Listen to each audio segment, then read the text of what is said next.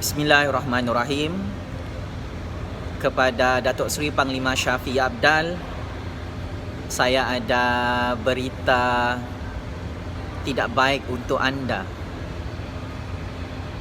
Hasil daripada perisikan politik dan maklumat sulit dalam percaturan politik negara Malaysia, Datuk Seri Panglima Shafie Apdal sebagai Ketua Menteri Sabah dan Menteri Keuangan dalam Kerajaan Warisan DAP, PKR dan APCO di Sabah perlu bersedia untuk digulingkan dan ditumbangkan minggu ini kerana ada ramai ahli-ahli Dewan Undangan Negeri di dalam Parti Warisan DAP, PKR dan APCO yang bersetuju untuk keluar daripada pembentukan kerajaan Shafie Apdal di Sabah.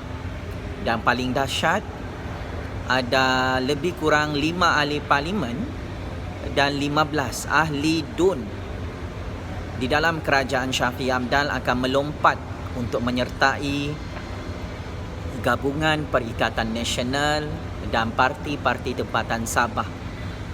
Maka saya juga mendapat maklumat bahawa Musa Aman akan kembali memegang jawatan Ketua Menteri Sabah minggu ini. Maka ini adalah satu kejutan tsunami politik di Sabah yang akan terus menggegarkan politik Sabah.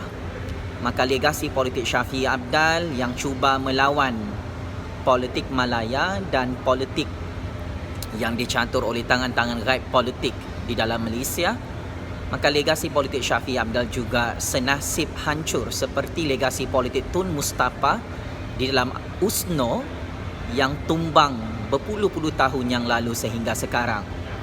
Dan ini adalah pengajaran kepada ahli-ahli politik di Sabah yang cuba melawan arus percaturan politik Malaysia. Maka apabila kerajaan di Putrajaya itu sudah bertukar, maka politik di Sabah juga perlu bertukar. Shafie Apdal, anda perlu menerima hakikat ini, bahawa anda tidak mendapat restu daripada tangan-tangan gaib politik di Malaya untuk terus menjadi Ketua Menteri Sabah. Anda perlu menerima hakikat bahawa ahli-ahli politik di dalam kerajaan anda boleh dibeli oleh tangan-tangan gaib politik di Sabah, seperti mana sebelum ini anda juga membeli ahli-ahli politik untuk membentuk kerajaan pintu belakang di Sabah. Selamat maju jaya Shafie Apdal, dan tolong bersedia secara mental. Saya harap anda tidak gila kerana anda dijangkakan tumbang dan digulingkan minggu ini di Sabah. Checkmate and game over.